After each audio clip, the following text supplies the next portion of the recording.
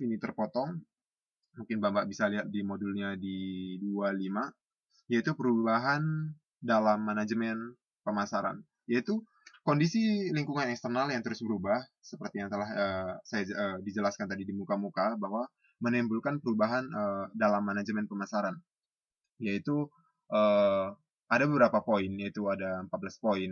Misalnya yang pertama itu dari pemasaran, melakukan pemasaran ke setiap orang melakukan pemasaran, seperti yang saya jelaskan juga minggu lalu, bahwa setiap orang pengertian pemasaran dari segi sosial gitu. Terus yang selanjutnya yang kedua adalah dari pengorganisasian berdasarkan produk ke pengorganisasian berdasarkan segmen pelanggan gitu.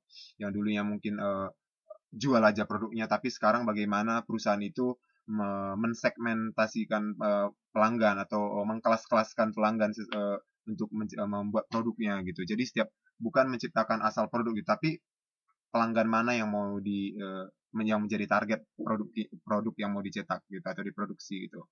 Selanjutnya yang ketiga adalah membuat segalanya ke kembali barang atau jasa lebih banyak daripada pihak luar gitu. Jadi kalau dulu itu adalah apa-apa produk kita itu semua dibuat dalam satu perusahaan aja gitu. Tapi sekarang bagaimana membangun dengan mitra gitu. Terus selanjutnya yang keenam adalah dari penekanan pada aset kentara ke penekanan pada aset tidak kentara gitu. Dan yang ketujuh adalah dari membangun merek melalui periklanan ke membangun merek melalui kinerja dan komunikasi terpadu gitu. Jadi kalau dulu melalui iklan-iklan aja, tapi sekarang juga bagaimana berubah ke membangun merek melalui kinerja gitu. Ketika misalnya produk atau jasa kita itu adalah udah diakui oleh masyarakat, itu adalah memiliki kualitas yang baik. Kadang-kadang komunikasi dari mulut ke mulut itu jauh lebih efektif daripada melalui periklanan yang harus mengeluarkan anggaran untuk periklanan, seperti itu dia.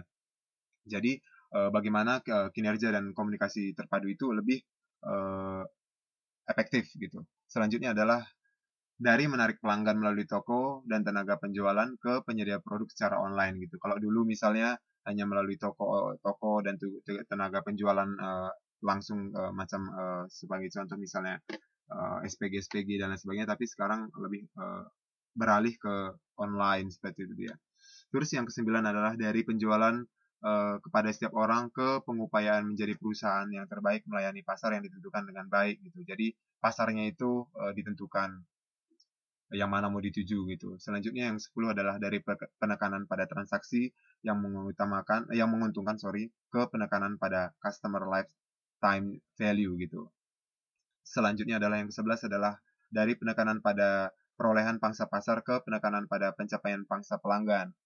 Dan yang ke-12 adalah dari menjadi lokal ke menjadi global, yaitu bagaimana sebuah perusahaan tidak hanya berkecimpung pada atau berkiprah di tingkat lokal, tapi bagaimana mereka juga bisa bermain tidak hanya di lokal tapi juga di tingkat global, seperti itu. Dan selanjutnya adalah penekanan pada financial scorecard ke penekanan pada marketing scorecard, dan juga yang terakhir adalah dari penekanan pada pemegang saham atau pemilik ke penekanan pada stakeholder. Jadi bukan hanya pihak pemegang saham yang merasa bagiannya daripada keuntungan atau perusahaan itu atau pemasaran itu gitu, tapi bagaimana seluruh stakeholder bisa bersama-sama dalam membangun perusahaan ataupun bagaimana menciptakan untuk mencetak ataupun menciptakan laba gitu. Selanjutnya adalah ini adalah tabel penyesuaian permintaan sebagai tugas manajer pemasaran. Bisa Mbak dan Mas lihat, itu ada 8. Itu yang pertama adalah permintaan negatif, yang kedua adalah ya tidak apa-apa Mas. Uh, Mungkin dikecilkan sedikit audionya biar tidak storing. Iya, oke, sudah bagus. Oke, sudah bisa mendengar Mas? Ya, dikecilkan sedikit Mas. Iya, biar tidak storing. Iya, mungkin di mute aja kali ya.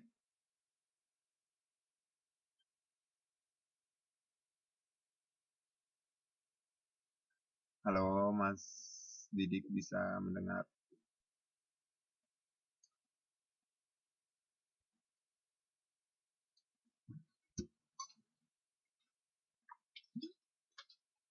Oke, sudah bagus. Bisa kita lanjutkan.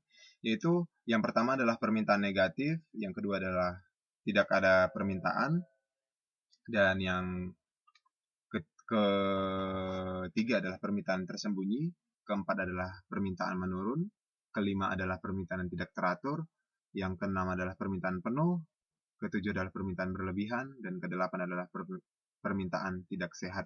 Jadi ini kedelapan poin ini kita akan bahas satu persatu. Ini dia penyesuaian permintaan sebagai tugas manajer pemasaran. Yang pertama adalah tidak ada permintaan. Itu berarti semua atau sebagian besar daripada segmen pasar potensial yang penting tidak menyukai produk atau jasa yang ditawarkan, seperti itu dia. Misalnya sebagai contoh adalah golongan orang yang mempunyai permintaan negatif terhadap jamu misalnya karena jamunya pahit gitu. Atau yang kedua adalah golongan orang yang punya permintaan negatif terhadap bus, nggak bisa naik bus karena orangnya itu memabukan di dalam bus gitu. Tapi ini adapun tugas manajer di sini adalah bagaimana membuat suatu rencana untuk mengubah permintaan negatif itu untuk menjadi permintaan yang positif gitu. Sebagai contoh misalnya, contoh terbaru itu yang saya lihat itu di televisi misalnya orang yang tidak suka minum kopi karena mungkin takut giginya hitam. Tapi sekarang mungkin udah ada white coffee yang tidak terlalu black atau terlalu hitam ya. Jadi tidak terlalu bermasalah terhadap gigi kalaupun minum kopi gitu. Jadi seperti itulah dia contohnya bahwa permintaan negatif orang minum kopi takut giginya hitam itu bisa diakali ataupun diubah eh, oleh manajer pemasarannya, yaitu bagaimana misalnya yang terbaru itu adalah membuat kopi menjadi white kopi misalnya gitu. Itulah sebagai salah satu contohnya gitu. Selanjutnya yang kedua adalah permintaan tersembunyi. Sorry, permintaan permintaan tidak ada permintaan. Ini adalah poin pertama, permintaan negatif. Ini adalah poin kedua, tidak ada permintaan. Itu artinya bahwa orang tidak berminat sama sekali terhadap penawaran suatu produk atau jasa gitu. Jadi bukannya negatif atau positif terhadap suatu penawaran gitu. Misalnya dapat kita golongkan ke tiga bagian gitu. Bukan berarti dia tidak suka, tapi karena ada alasan gitu. Yang pertama misalnya barang yang sudah dikenal tetapi dianggap tidak mempunyai nilai. Misalnya botol-botol kosong yang ada di tong sampah atau potongan kawat yang sudah berkarat atau kaleng bekas dan lain sebagainya gitu. Itu kan eh, tidak dianggap punya nilai gitu. Terus yang kedua, barang yang sudah dikenal dianggap bernilai, tetapi tidak mempunyai nilai pasar tertentu. Misalnya, penawaran perahu di tempat yang jauh daripada perairan, itu pasti eh, tidak akan bisa gitu. Eh, Ditawarkan pun pasti bakal susah, bahkan tidak bakal laku gitu. Terus yang poin yang ketiga adalah barangnya baru ditemukan dan menghadapi keadaan yang tidak ada permintaan gitu. Karena pasarnya tidak mengetahui tentang apa barang tersebut gitu. Misalnya contoh adalah perhiasan gitu. Tapi di sini bagaimana uh, manajer pemasaran itu harus bisa uh, mengubah yang awalnya tidak bisa menjadi bisa gitu. Sebagai contoh misalnya, yang poin pertama tadi dikatakan bahwa misalnya botol-botol kosong atau barang-barang bekas yang dianggap tidak memiliki nilai gitu.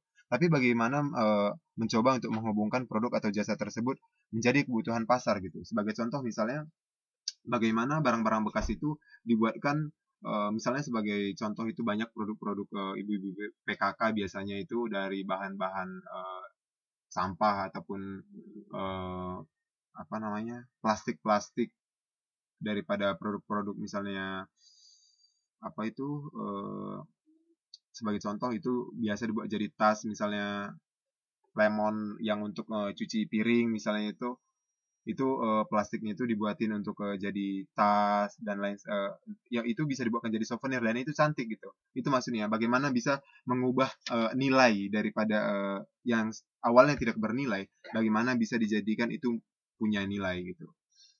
Selanjutnya adalah poin yang ketiga adalah permintaan tersembunyi, yaitu keadaan permintaan tersembunyi atau laten ini terlihat ketika sebagian besar konsumen mempunyai kebutuhan yang kuat akan sesuatu yang tidak ada dalam bentuk barang ataupun jasa nyata gitu. Permintaan tersembunyi ini sebenarnya memberikan kesempatan pada manajer untuk mengembangkan produk atau jasa yang dibutuhkan konsumen. Sebagai contoh misalnya, eh, banyak orang yang menginginkan rokok kesayangan mereka itu tidak mengandung nikotin atau tar gitu supaya tidak merusak kesehatan. Tapi bagaimana perusahaan itu bisa mengurangi setidaknya gitu supaya tidak merusak kesehatan daripada konsumennya gitu, yaitu membuatkan rokok yang memiliki filter gitu pada produk rokok mereka gitu. Itu dia contohnya untuk permintaan tersembunyi gitu. Selanjutnya adalah permintaan menurun. Jadi semua jenis produk atau jasa yang ditawarkan perusahaan eh, suatu ketika akan mengalami kemunduran karena ketika suatu barang atau jasa yang ditawarkan itu kepada konsumen itu pasti akan memiliki ketika mereka berada di puncak pasti suatu saat akan memiliki tahap penurunan ataupun eh, menurunnya permintaan akan produk tersebut gitu.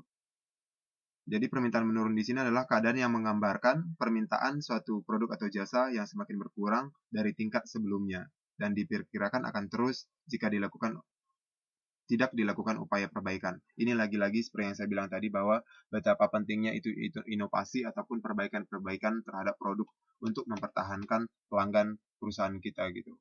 Kalau ada pertanyaan langsung aja Mbak atau Mas ngomong atau juga di chat juga boleh. Terus selanjutnya adalah permintaan tidak teratur. Ya, sering pemasar sudah merasa puas dengan tingkat permintaan rata-rata, tetapi mereka pasti pengen lebih di atas rata-rata apa yang mereka dapatkan gitu. Oh, misalnya penjualan mereka itu berada pada level 5.000 per hari misalnya. Tapi mereka juga pasti pengen lebih gitu. Tapi kadang-kadang produk mereka itu tidak bisa disamaratakan gitu. Misalnya ada produk-produk musiman gitu. Itu hanya misalnya apa ya contohnya misalnya menjelang-menjelang Lebaran mungkin itu sangat laris tapi menjelang-menjelang atau di hari-hari tertentu itu tidak terlalu rame gitu. Sebagai contoh misalnya hotel itu mungkin contoh yang mudah itu eh, pada saat musim liburan itu hotel itu pasti bisa penuh itu pada saat naik kelas orang-orang pada liburan itu tingkat hunian hotel itu bisa tinggi gitu, bahkan bisa penuh gitu. Tapi pada saat hari-hari tertentu, pada saat-saat tidak ada liburan, itu bisa menurun gitu. Jadi permintaan yang tidak teratur gitu.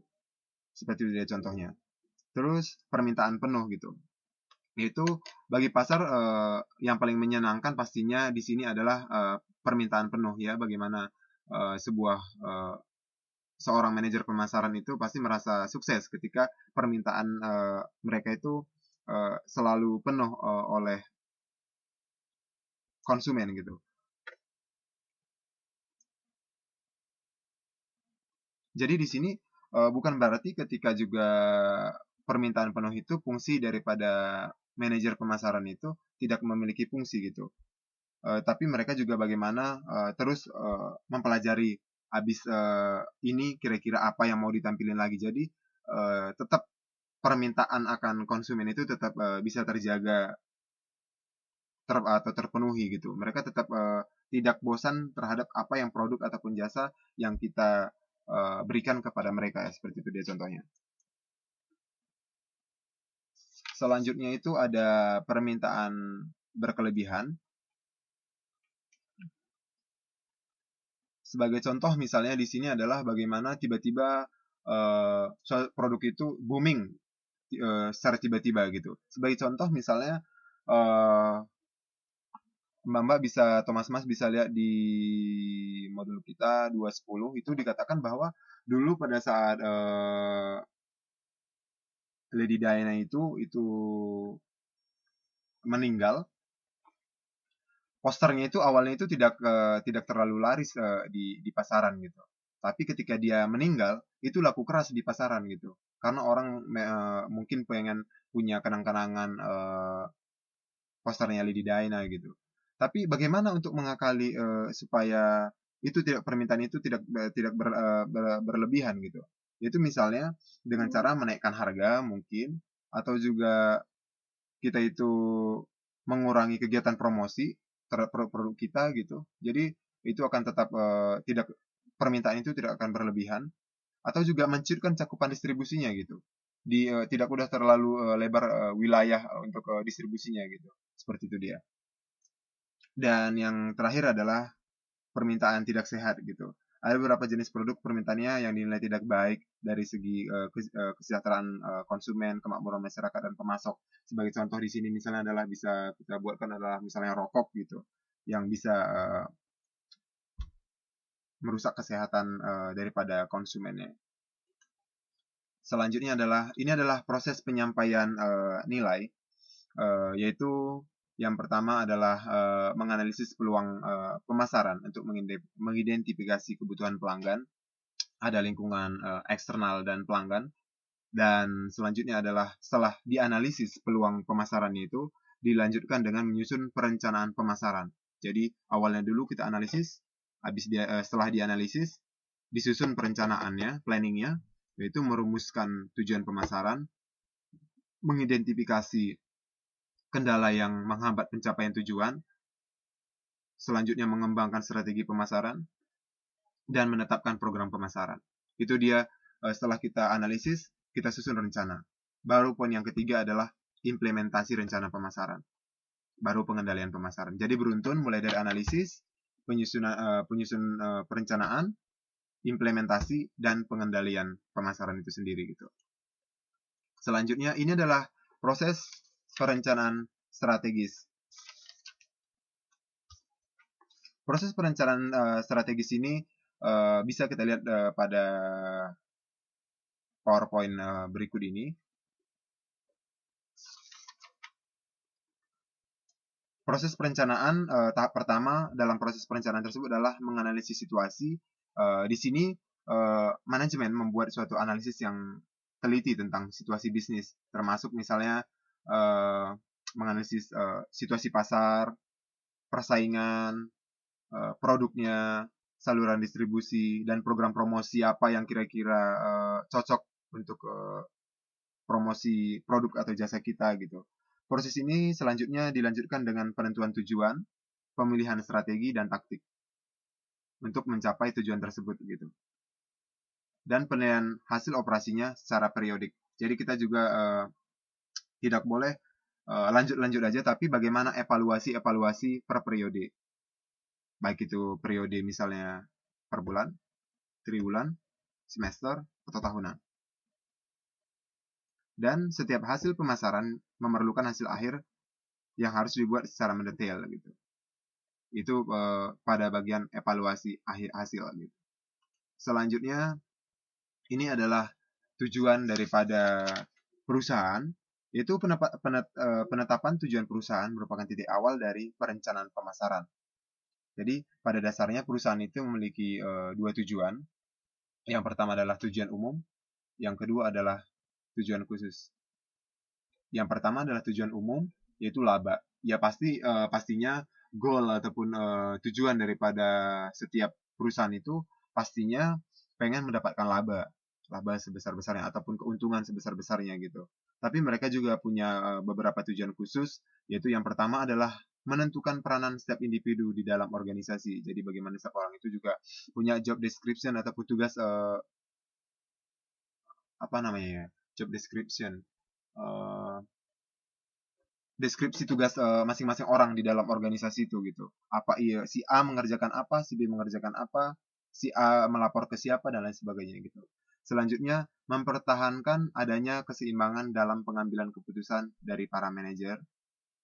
Yang ketiga, dipakai sebagai dasar dalam perencanaan khusus. Dan yang keempat adalah mendorong pelaksanaan kegiatan.